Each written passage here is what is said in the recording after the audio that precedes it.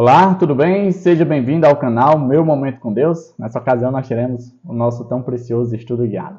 Estamos basicamente na metade da semana, quase lá. A gente vai fechar com chave de ouro se Deus quiser, porque a perseverança vem exatamente de momentos como esse, onde do lado de cá a minha pessoa te influencia, te anima, te empurra, e do lado daí você me anima e me influencia também. Então, com certeza, juntamente com a presença de Deus, com a presença do seu Santo Espírito, nós vamos conseguir manter essa perseverança do estudo guiado todos os dias. Isso é uma bênção de Deus para mim e para você, tá certo? Bom, se você não é inscrito nesse canal, aproveita, se inscreve, deixa o seu gostei, para que esse estudo possa alcançar mais e mais pessoas. Recados dados, agora eu quero te convidar a fechar teus olhos para a gente orar e logo em seguida adentrarmos ao estudo de hoje, que com certeza Papai do Céu preparou para mim e para você. Vamos orar então? Senhor Deus, estás nos céus, muito obrigado, Pai, por mais uma oportunidade de poder estudar a Tua Palavra. Ela que tem sido o nosso alimento, tem nos nutrido espiritualmente e tem sido o instrumento para nos aproximar de Ti. Continua a falar aos nossos corações por meio do estudo, Pai. Que nós possamos sempre trazer para a nossa vida lições e aprendizados. Dai-nos a sensibilidade para sentir o Teu toque de amor. Perdoa os nossos pecados, dá-nos a Tua paz. É isso que nós pedimos, em nome de Jesus Cristo. Amém. Pois muito bem, quarta-feira, dia 25 de setembro, o mês está quase acabando também. O tema para o nosso estudo é Aparecendo a Maria e a Outros. O contexto bíblico vai ser o restante dos versos do capítulo 16, que é no caso do verso 9 ao 20. Nós vamos ler agora e depois nós vamos para os pontos que eu separei e fazer as nossas reflexões, tá certo? Então, o verso 9 começa assim dizendo, Quando Jesus ressuscitou, na madrugada do primeiro dia da semana, apareceu primeiramente a Maria Madalena, de quem havia expulsado 7 demônios. Ela foi e contou aos que com ele tinham estado. Eles estavam lamentando e chorando. Quando ouviram que Jesus estava vivo e fora visto por ela, não creram. Depois, Jesus apareceu noutra forma a 2 deles, estando eles a caminho do campo. Eles voltaram e relataram isso aos outros, mas também nestes eles não creram. Mais tarde, Jesus apareceu aos 11, enquanto eles comiam. Censurou-lhes a incredulidade e a dureza de coração, porque não acreditaram nos que o tinham visto depois de ressurreto. E disse-lhes, Vão pelo mundo todo e preguem o evangelho a todas as pessoas. Quem crê e for batizado será salvo, mas quem não crê será condenado. Estes sinais acompanharão os que crerem. Em meu nome expulsarão demônios, falarão novas línguas, pegarão em serpente, e se beberem algum veneno mortal, não lhes fará mal nenhum. Imporão as mãos sobre os doentes, e estes ficarão curados. Depois de lhes ter falado, o Senhor Jesus foi elevado aos céus, e assentou-se à direita de Deus. Então, os discípulos saíram e pregaram por toda parte, e o Senhor cooperava com eles, confirmando-lhes a palavra com os sinais que o acompanhavam. Esse é o contexto final do livro de Marcos, o Evangelho de Marcos. A gente vê aqui alguns detalhes muito importantes. Nós vamos para os pontos para que a gente não se perca. Quase todo o relato de Marcos 16, verso 9 ao 20, tem paralelos com outras passagens. Por exemplo, a gente vê que Jesus apareceu primeiramente a Maria Madalena. E alguns outros evangelhos cita que ele apareceu a Maria Madalena e outras mulheres, né? Ou seja, o fato que permeia todos os evangelhos não é algo isolado apenas em Marcos, é que Jesus apareceu primeiramente a mulheres. E como a gente viu aqui no contexto de Marcos, em específico, a Maria Madalena.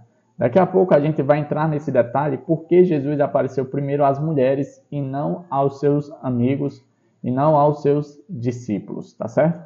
Um outro ponto interessante que a gente vê também, que se repete em outros evangelhos, é o fato de Jesus, após aparecer às mulheres, aparecer a 2 discípulos que estavam indo a caminho do campo. assim apresentado no Evangelho de Marcos.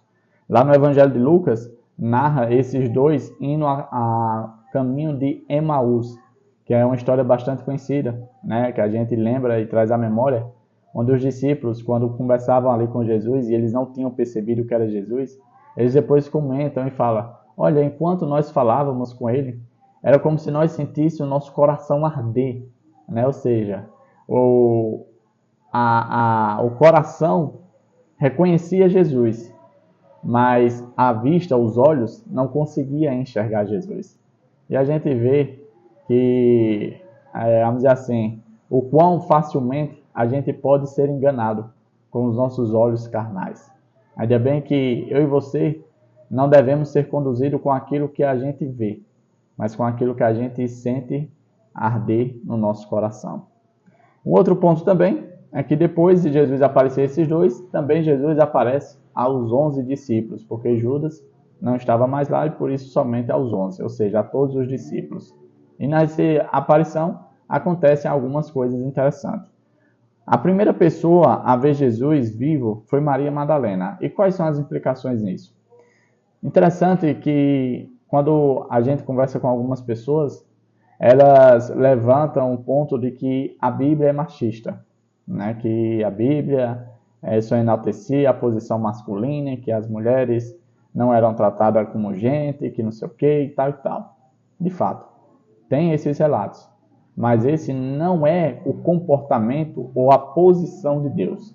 Quando a gente compara o comportamento e a posição de Deus, a gente vê que Deus trata sim a mulher como um ser magistral, né? Tanto que a igreja de Deus é comparada à sua noiva, a mulher, né? Ou seja, o objeto, o sujeito da história de que Deus deseja ter, né, na sua vida, num relacionamento de um casamento. Um outro ponto interessante que nós podemos também comentar é que a mulher, na época ali, tratada pelo Oriente, e inclusive até os dias de hoje, não é, vamos dizer assim, um ser de muita relevância, né? Ou seja, ela tinha visto e ela daria testemunho. A pergunta é: será que seus amigos que tinham convivido com Jesus tinham sido transformados, tinham sido a sua imagem restaurada, a imagem e semelhança de Jesus Cristo na vida deles? Se isso fosse verdade, eles teriam acreditado no testemunho delas. Mas a gente percebe que até aquele momento, os discípulos ainda permaneciam semelhantes aos outros homens daquela região. É tanto que quando Maria Madalena deu o seu testemunho, que as outras mulheres deram o testemunho delas, qual foi a reação deles? Eles não acreditaram. Eles não acreditaram, né? Não deram credibilidade. E por conta disso, Jesus chamou a atenção radicalmente deles. Um outro ponto que eu destaco aqui é exatamente a cena que acontece ali no verso 14, né? Vamos reler aqui para a gente trazer a memória. Mais tarde, Jesus apareceu aos 11, enquanto eles comiam. Censurou-lhes a incredulidade e a dureza de coração, porque não acreditaram nos que o tinham visto depois de ressurreto.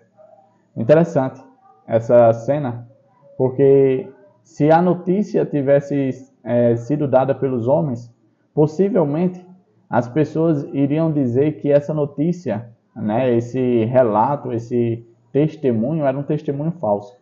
Né? Por quê? Porque, primeiro, o testemunho do homem era passível de ser, vamos dizer assim, aprovado pela sociedade. Porém, a informação ser algo extraordinário, possivelmente as pessoas não iriam acreditar. Mas como veio das mulheres, a história é completamente outra. O grande problema nesse relato é que os discípulos não acreditaram no relato das mulheres, mesmo sendo algo que Jesus já tinha pré-anunciado. Jesus já tinha informado as coisas que iriam acontecer com ele, inclusive a respeito da sua ressurreição.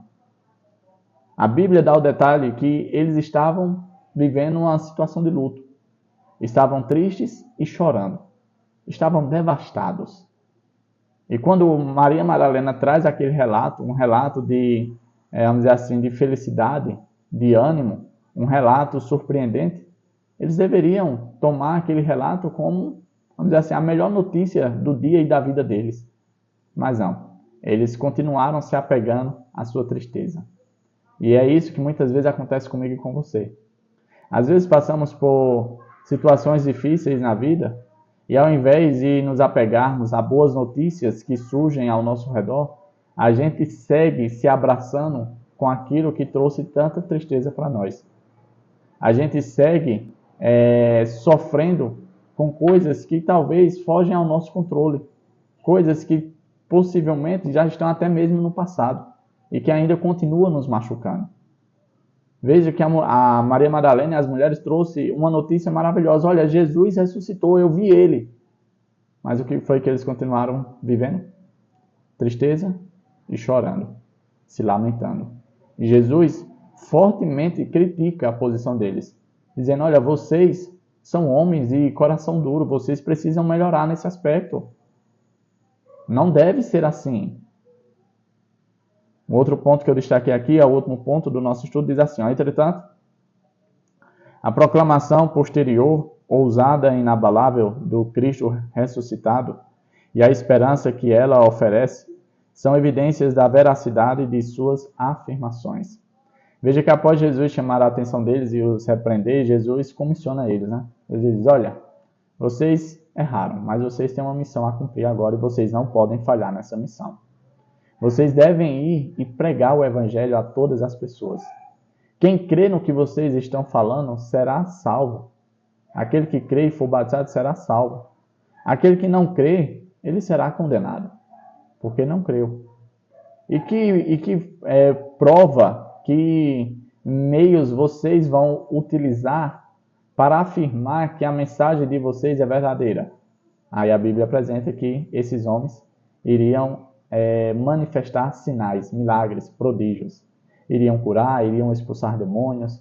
Se bebessem veneno, não iria fazer mal. Se tocassem em serpentes venenosas e elas os picassem, também não iriam sofrer nada. Ou seja, seriam homens cheios do poder do Espírito de Deus. Tudo isso para atestar uma única coisa, que a pregação deles era verdadeira, que a mensagem deles era verdadeira. É tanto que no último verso, o verso 20, a gente vê que o Senhor confirmava, por meio dos sinais, tudo aquilo que eles falavam. E deixa eu te dizer uma coisa, para encerrar o nosso estudo. Isso voltará a acontecer. A Bíblia, em outro contexto, em outro livro, fala acerca disso, de que no fim, os filhos de Deus irão também se levantar para pregar o Evangelho novamente. E com poder, com sinais, com prodígios, irão proclamar a verdade que tem sido negligenciada por muitas pessoas. E exatamente esses sinais, mais uma vez, servirão para atestar da veracidade da mensagem proclamada pelos seus filhos, seus servos. Chegamos ao fim, a mais um estudo guiado. Que Papai do Céu continue a falar ao meu e ao seu coração. Que nós possamos estar apercebidos a todos os detalhes apresentados no contexto e assim tirar lições, tirar aprendizados e colocar em prática.